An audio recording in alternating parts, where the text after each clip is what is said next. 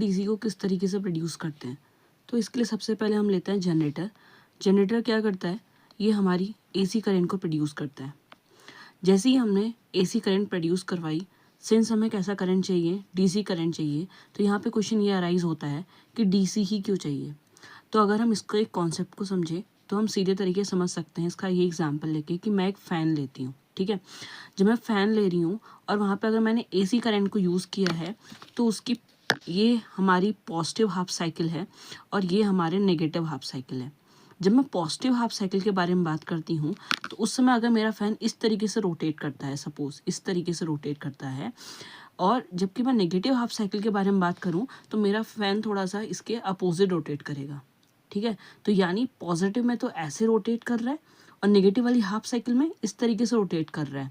और अगर मैं रिजल्टेंट देखूँ तो मेरा फ़ैन इस तरीके से रोटेट करेगा, ऐसे ऐसे ऐसे ऐसे ऐसे ऐसे। तो हमें जो प्रॉपर रोटेशन मिलता है फ़ैन का वो हमें अच्छे से नहीं मिल पाएगा। तो इसकी वजह से हमें ज़रूरत पड़ी डीसी की, ठीक है। तो एसी को सबसे पहले हमने ट्रांसफार्मर में डाला। ट्रांसफार्मर ने क्या किया, इसका जो पीक जो ये ज़्यादा था उसकी वैल्यू को कम कर दिया, ठीक है।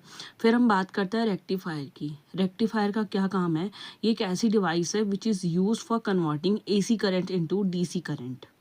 सो यहाँ पे जैसे ही हमने रेक्टिफायर यूज़ किया, हम दो तरीके के रेक्टिफायर पढ़ते हैं। एक पढ़ते हैं हम हाफ वेव रेक्टिफायर, दूसरा हम पढ़ते हैं फुल वेव रेक्टिफायर। इनके बारे में डिटेल वीडियो हम बाद में डालेंगे, लेकिन फ़िलहाल इसको हम यूज़ यहाँ पे देख रहे हैं कि डीसी में किस तरीके से इसका यूज़ हो रहा है। तो जैसे ही मैंने हाफ वेव रेक्टिफायर या फुल वेव रेक्टिफायर से डाला तो मुझे इस तरीके का या तो मुझे ये मिलेगा या तो मुझे ये मिलेगा। ये वाला मुझे हाफ वेव रेक्टिफायर में मिलेगा जहाँ पे नेगेटिव हाफ साइकिल कम्प्लीटली यहाँ से रिमूव हो जाती है।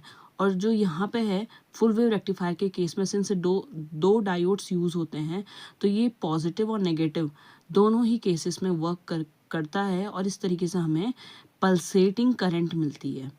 अब ये इसका नाम हमने क्या बोला, पल्सेटिंग करंट। पल्सेटिंग क्यों नाम आया, क्योंकि जो डीसी होता है ये टाइम के साथ वेरी नहीं करता है, ठीक है। लेकिन यहाँ पे हम क्या देख रहे हैं, डायरेक्ट करंट ये हमें हाफ वेव रेक्टिफायर, क्योंकि रेक्टिफायर क्या है, मैंने अभी डेफिनेशन में कहा कि एसी करंट को डीसी में चेंज कर रहा है, ठीक है। तो एसी को डीसी में चेंज कर रहा है, पर यहाँ पर अभी भी मैं क्या देख रही हूँ कि मेरा ये टाइम के साथ वेरी कर रहा है। जो मेरे पास करंट आ रही है वो टाइम के साथ वेरी कर रही है अभी भी।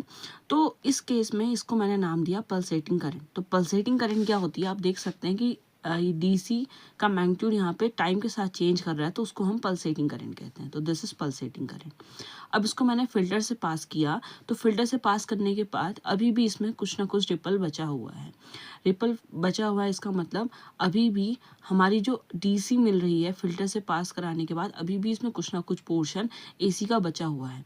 अब इस एसी को कम्प्लीटली रिमूव करने के लिए हमने जेनर डायोड लगाया जो कि ब्रेक डाउन रीजन में वर्क करता है। फाइनली आपका ये आउटपुट देता है जो कि इस तरीके से हमें कॉन्स्टेंटली मिल गया है और यहाँ पे हमने देखा कि टाइम से इंडिपेंडेंट हो गया। तो इस तरीके से मैं एसी करंट से डीसी करंट को प्रोड्यूस कर सकती हूँ। होपफुली आपको ये फैक्ट काफ़ी सही लगा होगा।